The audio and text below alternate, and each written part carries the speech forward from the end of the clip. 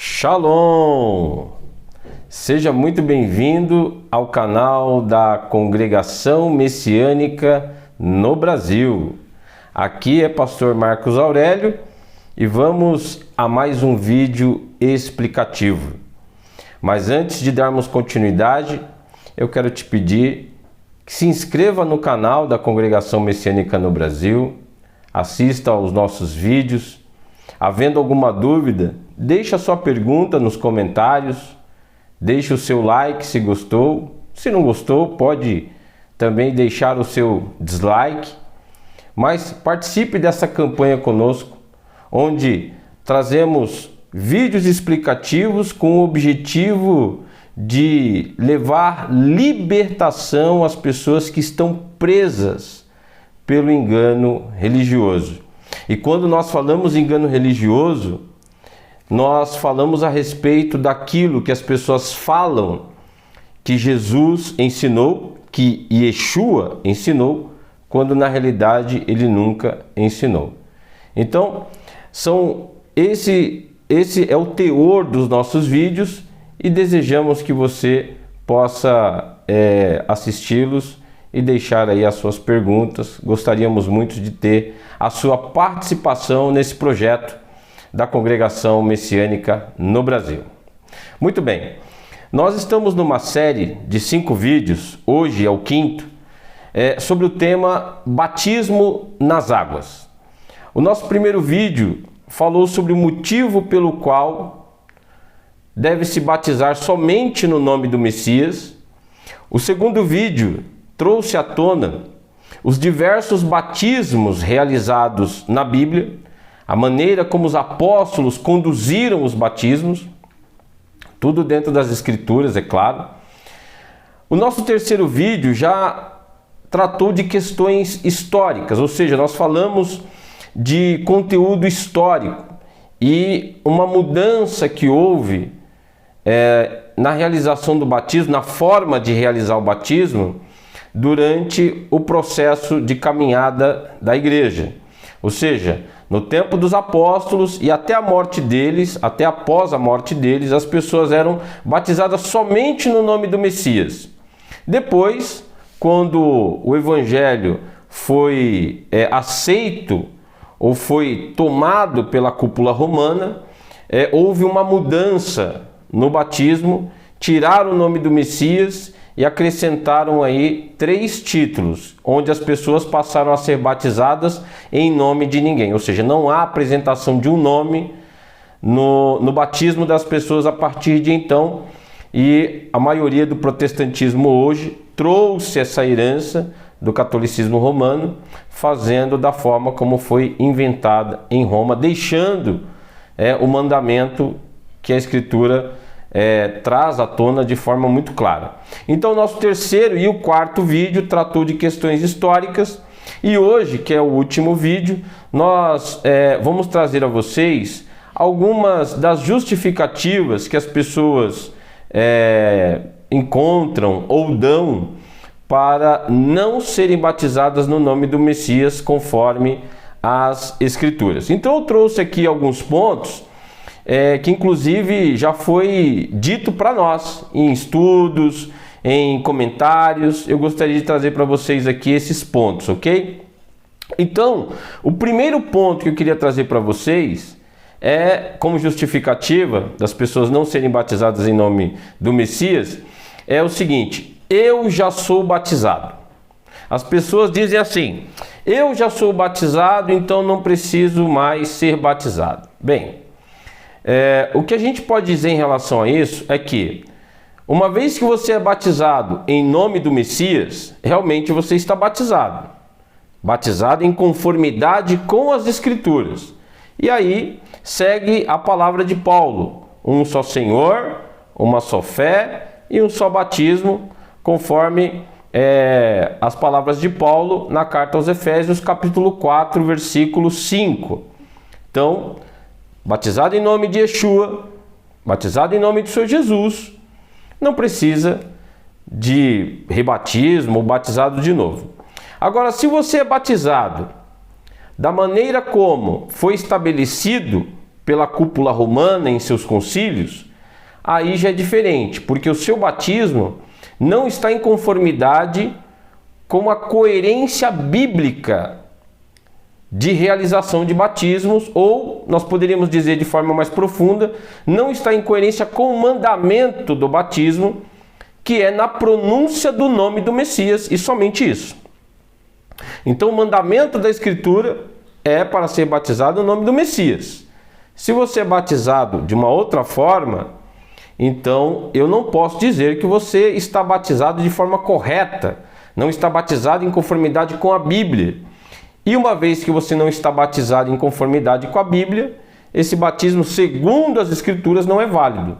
O que pode te deixar apto, após conhecer a verdade, a descer às águas de maneira correta na pronúncia do nome do Messias.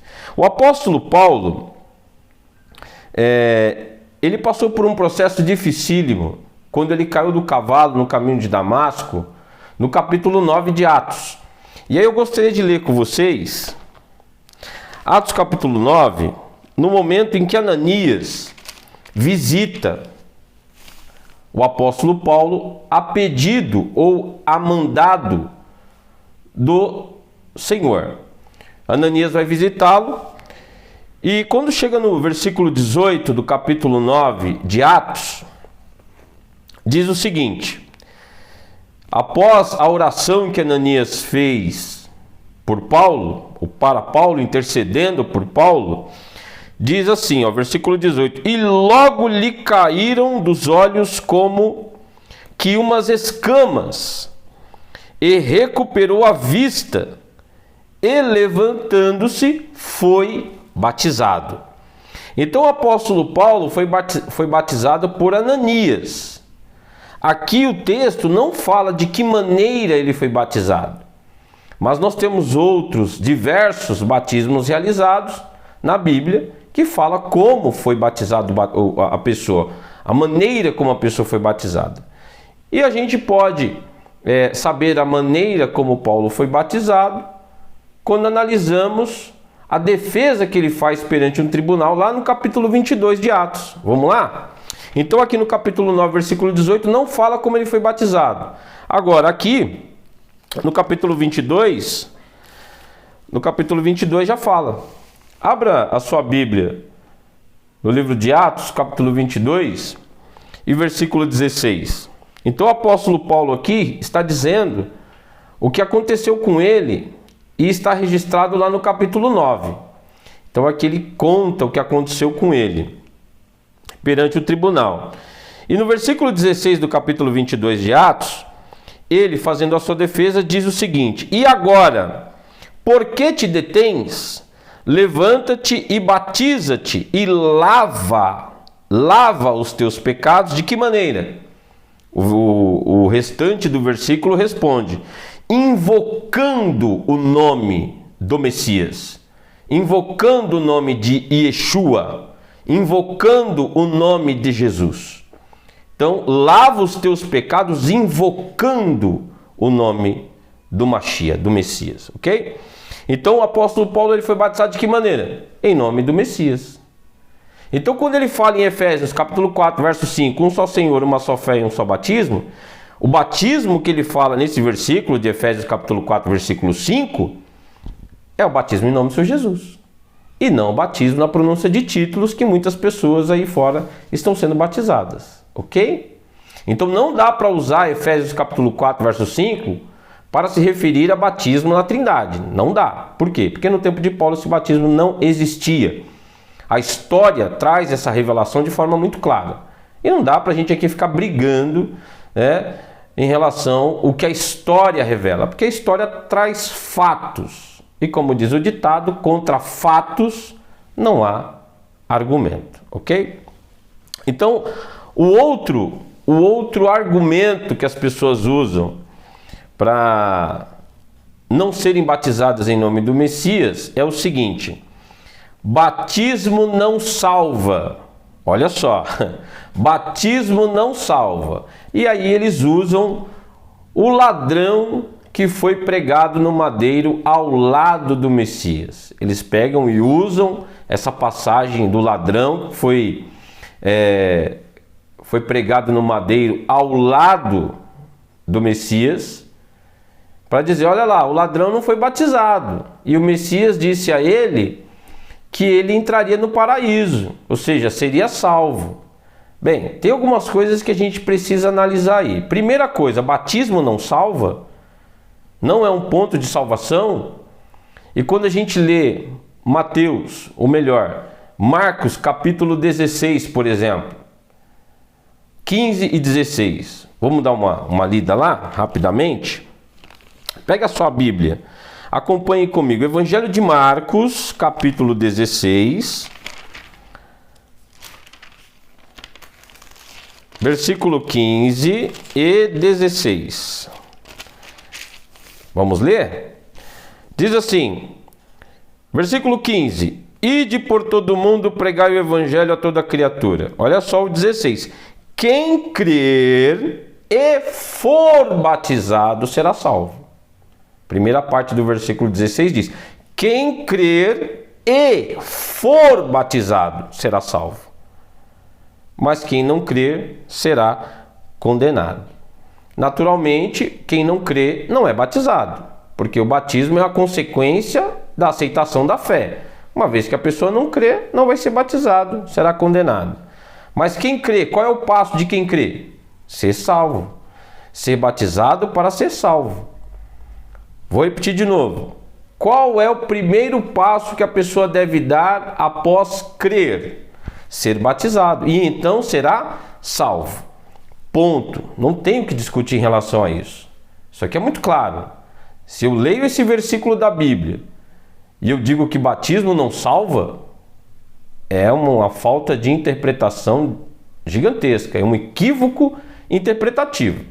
Agora, tratando da questão do ladrão, que estava ali pregado no madeiro ao lado do Messias, eu gostaria de trazer aqui algumas curiosidades em relação a esse tema, a essa passagem bíblica, a esse fato.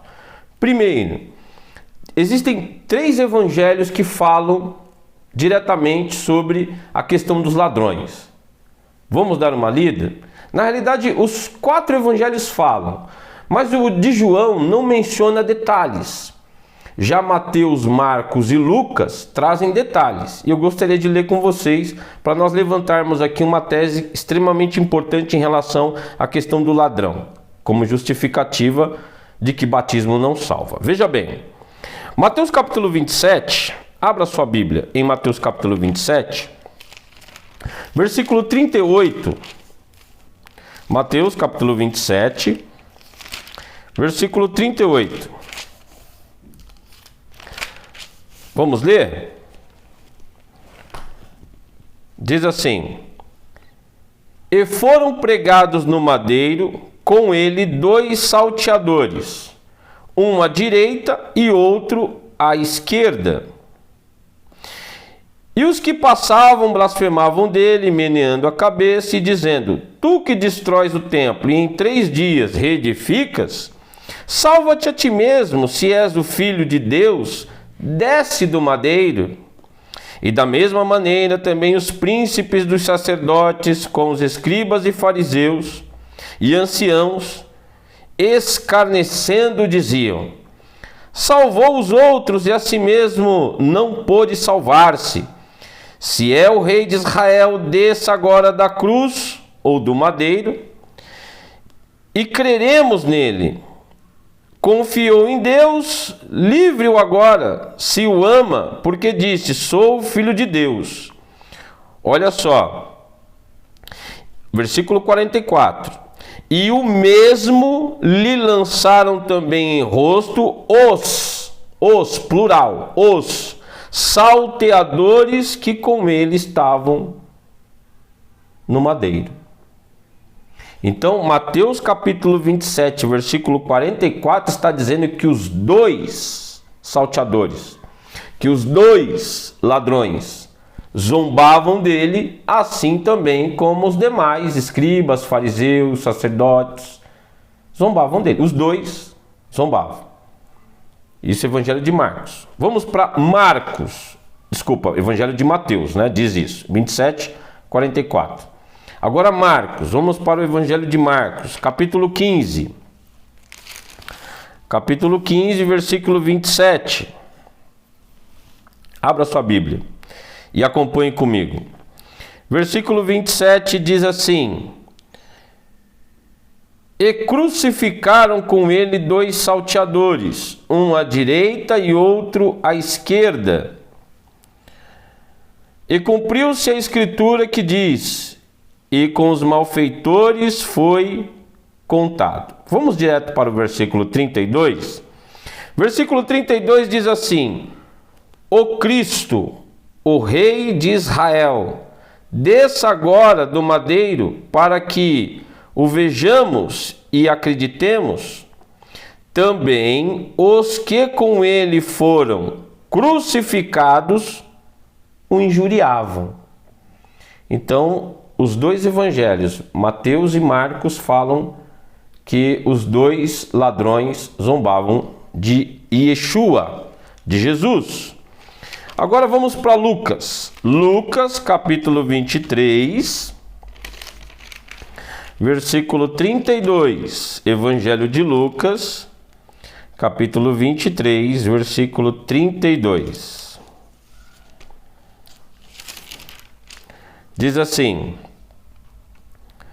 E também conduziram outros 2 que eram malfeitores, para com eles serem mortos. Versículo 33. E quando chegaram ao lugar chamado Caveira, ali o pregaram no madeiro, e aos malfeitores, um à direita e outro à esquerda. Quando nós descemos um pouquinho mais, versículo 40, diz assim: Respondendo, porém, o outro malfeitor repreendia, dizendo: Tu nem ainda temes a Deus, estando na mesma condenação? Isso, um malfeitor repreendendo o outro. E nós, na verdade, com justiça, porque recebemos o que os nossos feitos mereciam. Mas este nenhum mal fez. E disse a Jesus: Senhor, lembra-te de mim quando entrares no teu reino. E aqui no versículo 43 o texto diz assim: Em verdade te digo que hoje estarás comigo no paraíso. Veja bem, nós temos 2 evangelhos que falam que os 2 salteadores zombavam de Jesus, zombavam do Messias. Lucas fala que um dos malfeitores, um dos salteadores, intercederam pelo Messias.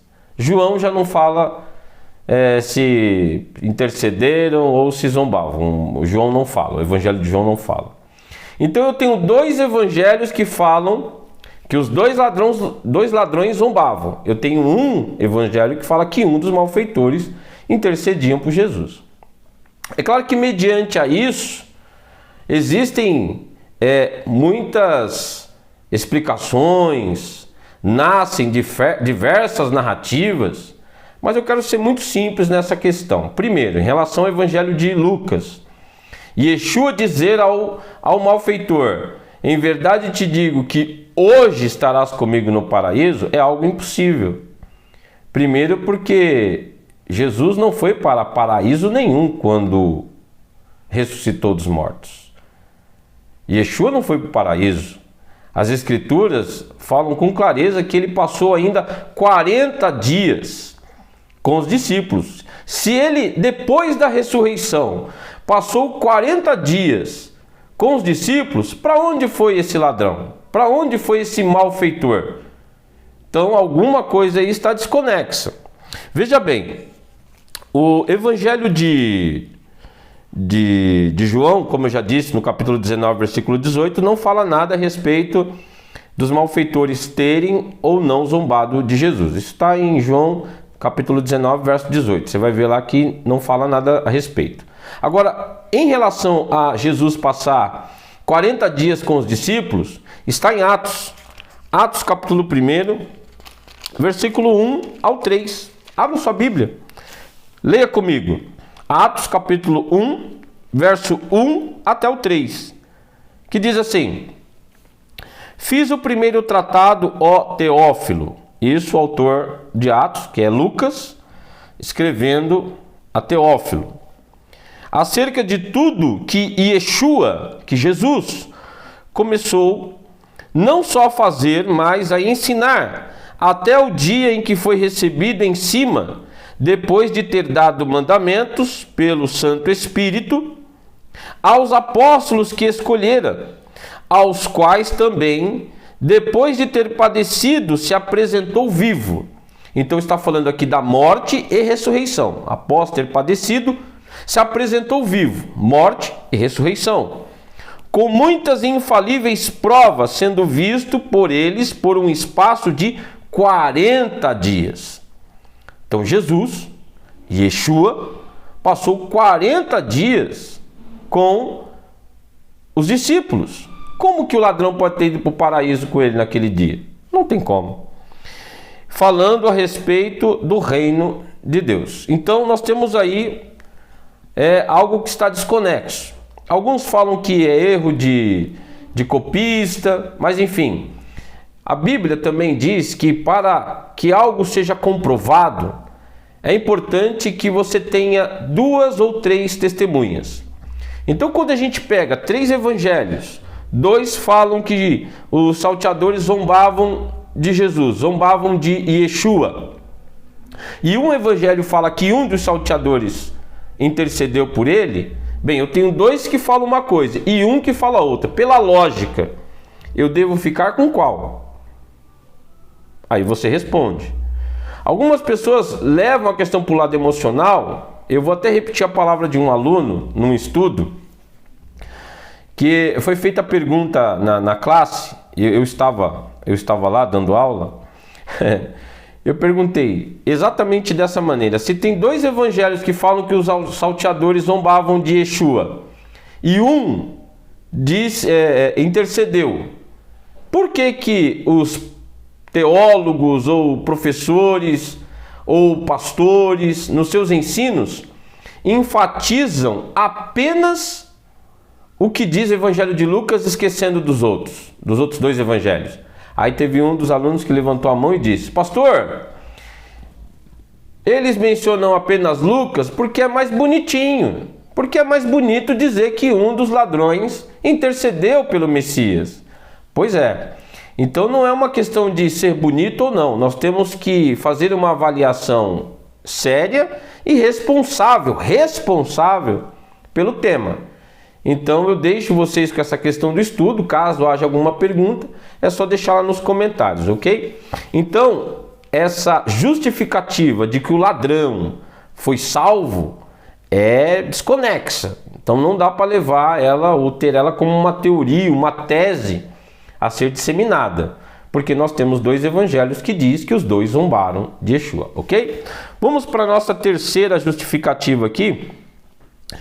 Essa é absurda. Nós já ouvimos isso. Disseram para nós o seguinte, como justificativa: os apóstolos erraram e eu não quero errar. Olha só, que coisa mais absurda. Os apóstolos erraram porque batizaram no nome do Messias, mas ele não quer errar batizando na pronúncia do nome de ninguém, realizando o batismo que não apresenta nome de ninguém. Não tem como levar isso a sério.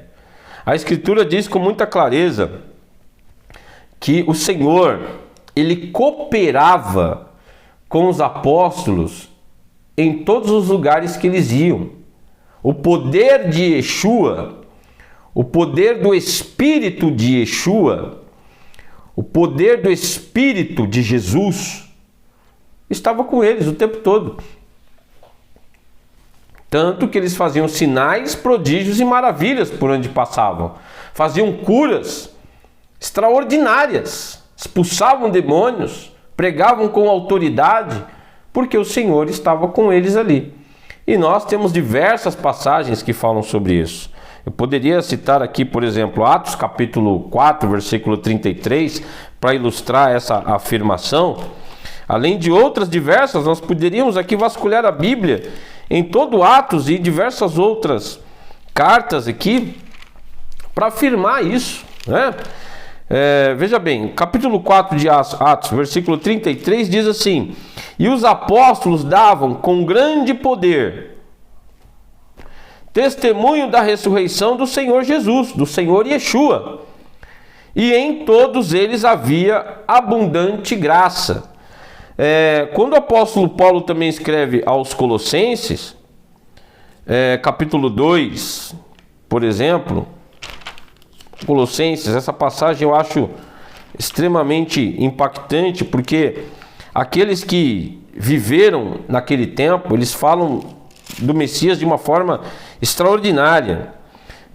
Por exemplo, Colossenses capítulo 2, versículo 8 diz assim, tende cuidado para que ninguém vos faça presa sua, por meio de filosofias e vãs sutilezas, segundo a tradição dos homens.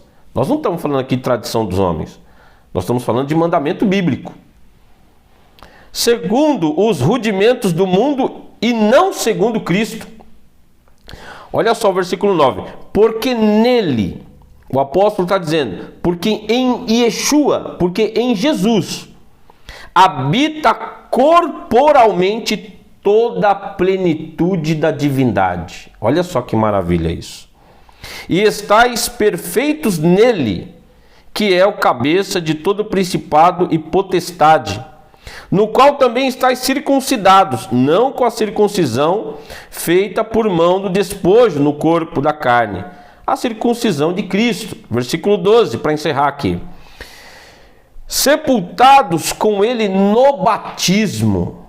Olha só, o simbolismo do batismo. Sepultados com ele no batismo, nele também ressuscitastes. De que maneira? Através do batismo. Pela fé no poder de Deus que o ressuscitou dos mortos. Então os apóstolos tinham a companhia de Jesus o tempo inteiro em espírito ali, não de forma corpórea, mas através do Santo Espírito de Cristo. Então dizer que os apóstolos erraram, mas a pessoa disse, né, eu não quero errar, é um fato até... às vezes falta-nos argumento ou palavras para descrever a tamanha ignorância bíblica, né? Se o nosso fundamento de ensino é as Escrituras, como é que eu posso dizer que os atos dos apóstolos foram atos equívocos, mas o das pessoas hoje não? Então me desculpe o termo, mas eu não tenho outro para usar, ok? As pessoas usam de todo tipo de justificativa esdrúxula para não aceitar a verdade. E isso é triste. A última justificativa diz assim: o nome do Messias não é suficiente. Olha que coisa perigosa. Dizer que o nome do Messias no batismo não é suficiente no processo de purificação de pecados, no que diz respeito ao batismo. Quando nós lemos Isaías capítulo 6, vamos dar uma olhada lá. Na realidade é Isaías capítulo 9. Isaías capítulo 9. Olha só o que o profeta fala sobre o nome do Messias. Isaías capítulo 9 diz assim, a partir do versículo 6. Aqui está falando sobre o advento e o poder do Machia, do Messias. Vai falar sobre o nome dele aqui. Porque o menino nos nasceu, um filho se nos deu, e o principado está sobre os seus ombros, e o seu nome será maravilhoso conselheiro, Deus forte, Pai da eternidade e príncipe da paz. Tudo isso está embutido no nome do Messias. Olha a importância. Olha o significado que está embutido no nome do Messias. E alguém vai me dizer que o nome do Messias não é suficiente para o batismo? A mesma coisa nós lemos em Filipenses. Filipenses capítulo 2. Abra comigo em Filipenses capítulo 2. Filipenses capítulo 2. A gente pode ler a partir do versículo 8. Para ficar mais contextualizado. Olha só. Vamos ler o 7. Mas aniquilou-se a si mesmo. O apóstolo Paulo está falando aqui do Messias, que aniquilou-se a si mesmo, tomando a forma de servo, fazendo-se semelhante aos homens, e achado na forma de homem, humilhou-se a si mesmo, sendo obediente até a morte, e morte destaca o de madeiro. E ele fazendo isso, de que maneira o Pai lhe recompensou? De que maneira o Pai trouxe uma espécie de recompensa? Vamos colocar dessa maneira. De que forma o Pai o abençoou diante de tamanha humilhação? Versículo 9. Olha só. Pelo que também Adonai, Deus, Hashem, Todo-Poderoso, o Eterno, pelo que também Deus o exaltou soberanamente. E fez o quê? De que maneira o Pai o exaltou soberanamente? E lhe deu um nome, o Pai lhe deu um nome, que é sobre todo nome, para que ao nome de Yeshua, de Jesus, se dobre todo o joelho dos que estão nos céus e na terra e debaixo da terra, e toda a língua confesse que o dono deste nome, que é o Messias, Yeshua, Jesus, é o Senhor, para a glória de Deus Pai. Olha só. A gente poderia voltar lá em Marcos capítulo 16, depois do versículo 16, quando ele fala: em meu nome, pegarão em serpentes, tomarão coisa mortífera e não lhes fará dano. Colocarão as mãos sobre os enfermos, eles serão curados. Expulsarão demônios no nome dele. E alguém veio me dizer que o nome do Messias não é suficiente. João, ou melhor, carta de João, primeira carta de João, capítulo 2, verso 12. Filhinhos, escrevo-vos, porque pelo seu nome vos são perdoados os pecados. Então, são justificativas muito vazias. Com qual objetivo? Não aceitar a verdade. Essa é a verdade bíblica. E nós temos dois lados aqui para apresentar: a questão bíblica e a questão histórica. Nós já fizemos isso. Então, como hoje é o último vídeo nesta série de batismo, eu gostaria apenas de apresentar para vocês aqui esse livreto. Eu vou usar esse livreto aqui hoje. Conteúdo de catequese. Ecumenismo. Você sabe o que é ecumenismo? Já pesquisou sobre ecumenismo? Então esse livreto aqui fala sobre ecumenismo, é um conteúdo de catequese. Pessoas que vão ser batizadas na Igreja Romana, elas passam por um curso, que é o curso de catequese. E o catequista, ele estuda esse tipo de matéria. E eu gostaria de ler para vocês algumas partes desse livreto, que ensina o catequista, aquele que está passando pelo curso, a se comportar na sociedade. Que maneira ele deve se comportar, qual a visão de mundo que ele deve ter. Vamos lá. Eu gostaria de ler aqui a página 35.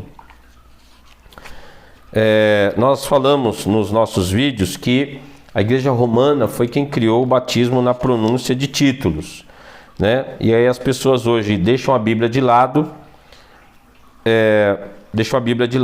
e em reverência à Igreja Romana batizam as pessoas somente no nome, na realidade sem apresentação de nome, né?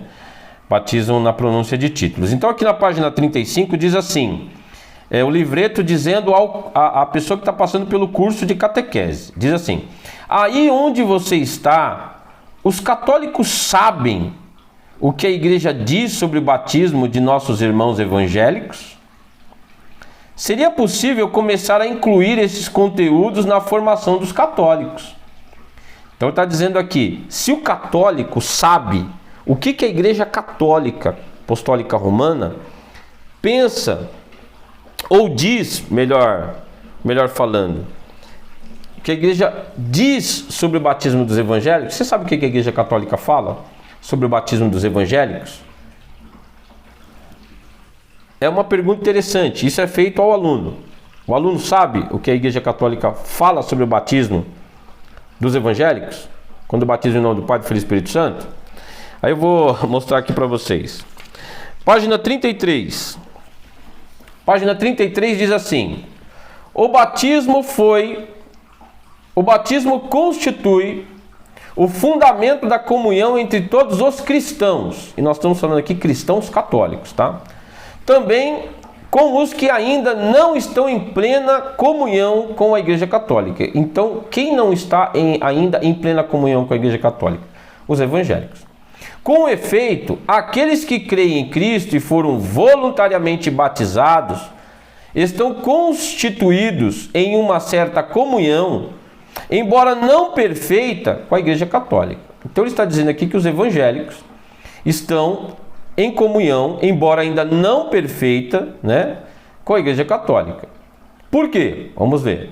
Justificados pela fé no batismo, são incorporados a Cristo e por isso, com razão, são honrados com o nome de cristãos e merecidamente reconhecidos pelos filhos da Igreja Católica como irmãos no Senhor. O batismo, pois, constitui o vínculo sacramental da unidade que liga todos os que foram regenerados por ele. Ou seja, aqui ensina de forma muito clara que uma vez batizado em nome do Pai, do Filho e do Espírito Santo, você é reconhecido pela Igreja Católica como irmão. Por quê? Porque obedecem essa prática em reverência ao que a Igreja Romana constituiu, ok? E para encerrar essa parte, na apresentação do livreto, página 31 diz o seguinte: quais batismos são reconhecidos pela Igreja Romana como se fosse batismo dela? E aqui eu trago algumas igrejas que o próprio livreto traz. Eu vou até mostrar para você, ó. Eu acredito que dá para você visualizar, ok? Agora eu vou ler. É considerado válido o batismo dessas igrejas quando feito direitinho, como manda o rito dessas igrejas. Então, quais são as igrejas que a Igreja Romana reconhece o batismo, como se fosse dela? Vamos lá. Igrejas presbiterianas, igrejas batistas, igrejas congregacionais, igrejas adventistas do sétimo dia, ou todas elas. A maioria das igrejas pentecostais, como Assembleia de Deus, Congregação Cristã do Brasil, Igreja do Evangelho Quadrangular, Igreja Deus é Amor, o Brasil para Cristo, Exército de Salvação, que não costuma batizar, mas quando batiza, usa o rito válido.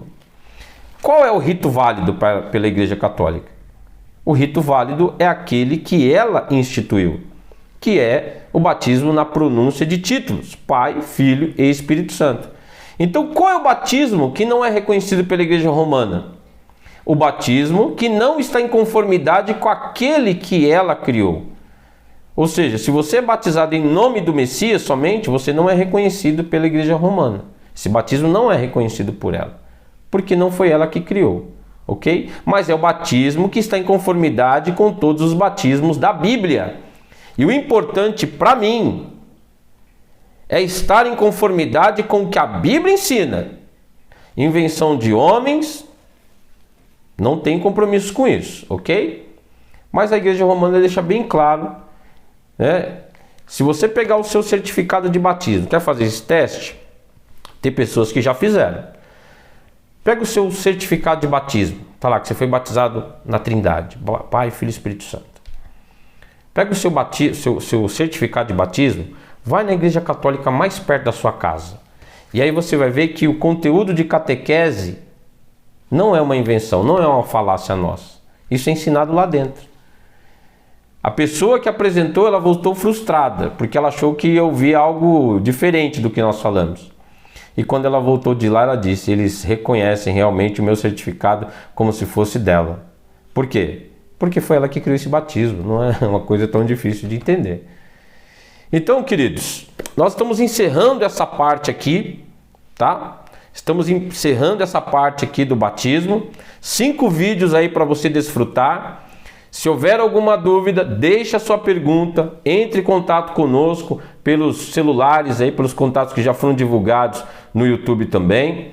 Não esqueça de deixar o seu like e se inscreva no canal. Acione o sininho das notificações para que você possa sempre estar recebendo os nossos vídeos. E a gente volta a se falar na próxima semana com outro tema, é claro. E até breve. Então, até a próxima semana. Shalom!